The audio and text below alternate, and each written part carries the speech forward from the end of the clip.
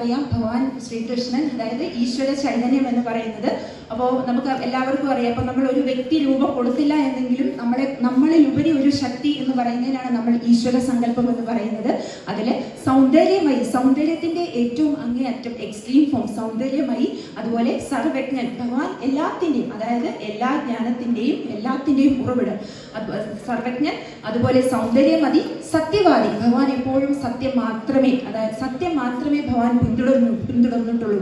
അതുപോലെ സംഗീതജ്ഞ, അതായത് സംഗീതത്തിൽ ഏറ്റവും സംഗീതത്തിന്റെ എക്സ്ട്രീം ഫോം, അതുപോലെ സർവനിയത എന്ന് പറഞ്ഞു കഴിഞ്ഞാൽ എല്ലാത്തിൻ്റെയും കൺട്രോളർ, എല്ലാം നിയന്ത്രിക്കുന്നത്. അപ്പോൾ ഇനി വരുന്ന ക്വാളിറ്റീസ് എന്തൊക്കെയാണ്? ക്ഷമ, ഭഗവാന് ക്ഷമയുടെ അങ്ങേയറ്റം, ഭഗവാൻ അത്രയ്ക്കും ക്ഷമയായിരുന്നു. നമുക്കറിയാം മഹാഭാരത യുദ്ധമൊക്കെ വന്നപ്പോൾ ഭഗവാൻ ശ്രീകൃഷ്ണനാണ് ഏറ്റവും ഏറെ യുദ്ധം എങ്ങനെയും തടയാനായിട്ട് മാക്സിമം ശ്രമിച്ചത് തന്നെ ഭഗവാനാണ്. അപ്പോൾ ക്ഷമ, അതായത് പരാജയ